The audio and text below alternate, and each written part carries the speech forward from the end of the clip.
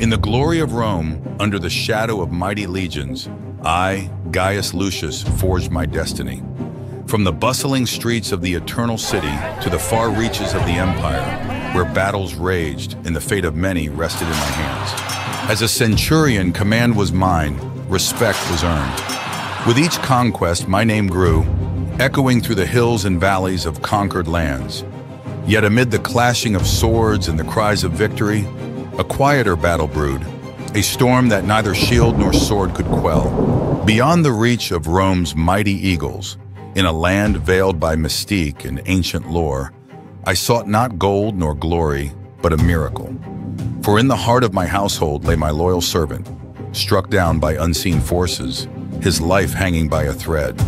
In desperation, I turned away from the gods of my ancestors, towards a distant hope spoken in hushed tones across the merchant trails, of a man whose words healed the sick and mended the broken.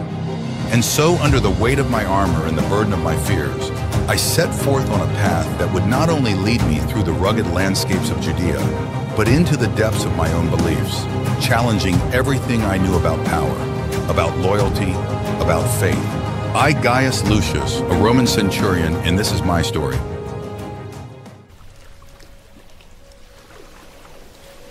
In the land where ancient prophecies echo against the walls of time, in Capernaum, a story unfolds. A Roman centurion caught between power and desperation. This is Gaius Lucius, a man who commands legions yet now faces an enemy no sword can strike. His trusted servant, closer to a son than a subordinate, lies at death's door.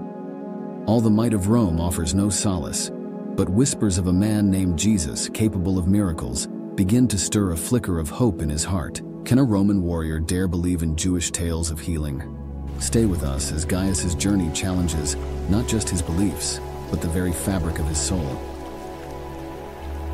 Have you heard the news about the blind man, Benjamin? He can see now. Truly?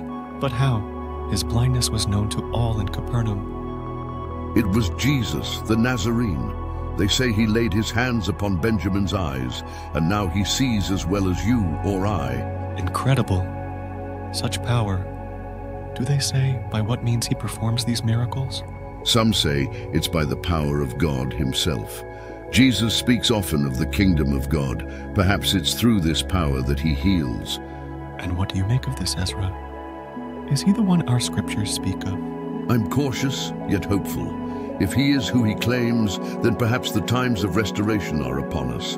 But watch and pray, Thomas, for discernment is key in these times. Indeed, I shall keep an open mind and observe his deeds further to heal a man born blind. Such things are not heard of since the days of the prophets. As the tales grow, so too does the turmoil within Gaius. A decision looms, a gamble on faith or a retreat to the shadows of doubt. Each step brings him closer not just to Jesus, but to an unseen frontier of his own spirit. What will he choose?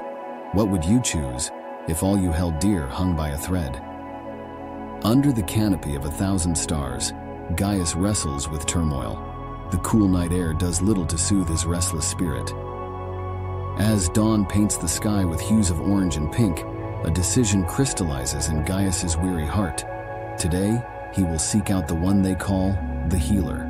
Shedding the weight of his rank and the identity of a Roman centurion, Gaius embraces the humility of a pilgrim. With each fold of his military attire, he casts away layers of pride and power.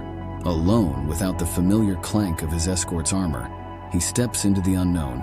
Each step is a silent pledge, a quest for answers, a journey towards healing. In the solitude of his journey, Gaius contemplates the stories he's heard, miracles of healing and hope, whispers of a man who touches the soul as much as the flesh.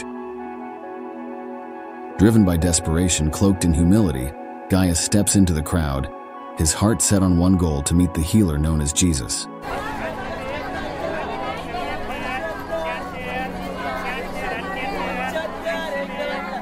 As if guided by an unseen hand, a path opens through the multitude, leading to a moment destined to change everything.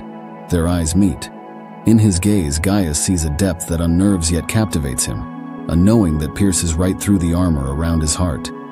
Swallowing his pride, Gaius kneels, a Roman centurion in the dust before a Judean carpenter. "Lord," he begins, his voice rough with unshed emotions, "my servant lies at home paralyzed, in terrible suffering. I am not worthy for you to enter under my roof, but just say the word, and my servant will be healed." The crowd murmurs, but Jesus silences them with a raise of his hand. "Truly I tell you, in no one in Israel have I found such faith," he declares. Then, looking directly at Gaius, he pronounces, "Go, let it be done just as you believed it would." A peace Gaius has never known floods through him, grounding him more firmly than any legion's formation. As Gaius returns to his quarters, he finds his servant well, just as Jesus had said. The walls around his heart, built through years of battles and commands, crumble. Gaius Lucius, once a commander of men, now a disciple of peace, knows that his life has irrevocably changed. From this day forward, he will serve not the empire of Rome, but the kingdom of heaven.